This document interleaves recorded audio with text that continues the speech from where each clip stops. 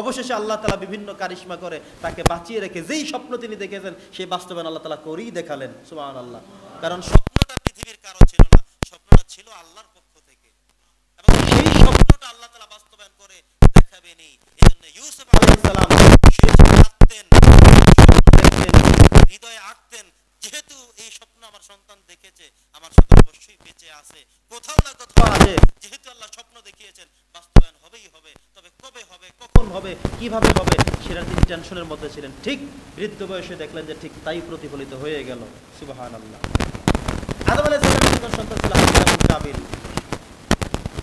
আদম আলাইহিস সালাম ডেকে বললেন, দেখো বাবারা, তোমাদের তো বিয়ের বয়স হয়েছে, বড় হয়েছে, তো কাবিল বিয়ে করবে ওকে, হাবিল বিয়ে করবে ওকে, দুজনে ভাগ করে দিলেন। সিস্টেমটা হলো ক্রস, এভাবে করে।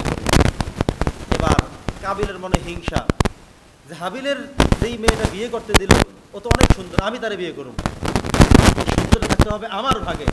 আদম আলাইহিস সালাম যে বলেন এটা তার আর মাথায় নাই, আল্লাহর যে সিদ্ধান্ত সে সেটাও মানবে না। ওই যে হিংসা, ভিতরে হিংসা, সে ভালোটা নিবে কেন, তার স্ত্রী সুন্দর হবে কেন, এই জন্য কি করবেন, তার ঘরের মধ্যে হিং কেটে ঢুকে ধর্ষণ করে তারপরে বেরিয়ে যাবেন, এটা কি সিস্টেম? কথা বলেন। আদম আলাইহিস সালামের এই কথা তারা মানলো না, হিংসার গহ্বরে পড়ে কাবিল তাকে হত্যা করেই ফেললো। এই পৃথিবীতে প্রথম হত্যাকারী কাবিল হয়ে গেল।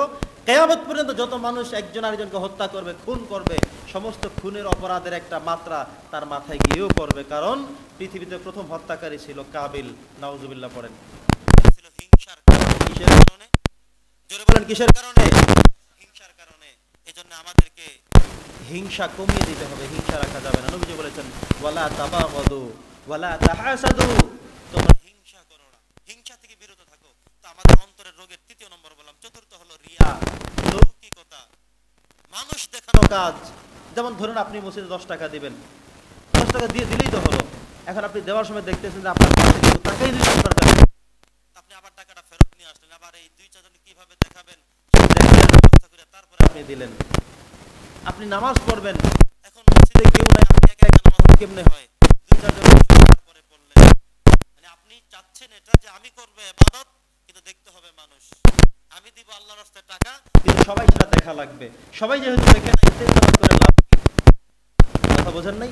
এমন যদি থাকতে আপনার টেন্ডেন্সি এবং ধারণা টাকা দিব তো মানুষ দেখতে হবে, নামাজ পড়লে তো সবাই তাকাইতে হবে, এমন যদি হয় তাহলে এই ইবাদত হলো রিয়া, লৌকিকতা। আপনি মুক্ত করতে পারবেন না, এটা আপনি জান্নাতে পৌঁছাতে পারবে না। আমাদের কাজগুলো হতে হবে রিয়া মুক্ত, লৌকিকতা মুক্ত, মানুষকে দেখানো মুক্ত।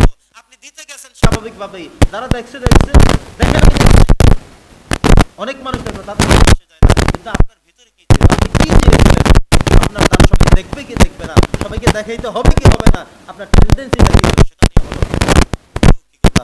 এই লৌকিকতা থেকে আমাদের সরে আসতে হবে। মানুষ দেখানোর মতো কোনো ইবাদত যদি করা হয় তাহলে অবশ্যই আমাদের জন্য ভয়াবহ জাহান্নাম থাকবে। আমাদের প্রত্যেকটি আমল করতে হবে এভাবে, যেভাবে আল্লাহ তাআলা আমাদের থেকে চেয়েছেন। আমরা যেন আমাদের প্রত্যেকটি আমল, প্রতিটি আমলের ক্ষেত্রে আমরা যেন আল্লাহ তাআলাকে দেখেই মাত্র করি, সেটা যেন মনে থাকে।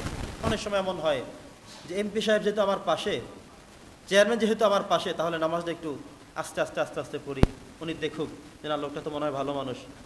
কথা বোঝেন নাই? মাঝে মধ্যে আমরা এমন করি, পিছনে যেহেতু অমুকে আছে, পাশে যেহেতু হুজুর আছে, আমার এই পাশে যেহেতু খতিব সাহেব আছে, আমার এই পাশে যেহেতু বক্তা সাহেব দাঁড়ায় গেছে, এখানে তাড়াতাড়ি নামাজ পড়ি কেমন। সবসময় পড়ি একরকম, আজকে আবার একটু নতুন করে সাজলাম, আজকের নামাজটা হবে 5 মিনিটের, আর দিন হয় নামাজ 2 মিনিটে।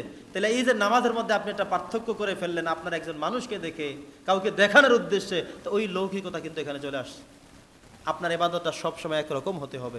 আপনি দিবেন, দান করবেন, করে ফেলেন, কিন্তু দেখছে কিনা কেউ সেই চিন্তা করতে করতে আপনি আবারও দেখানোর ব্যবস্থা করলেন।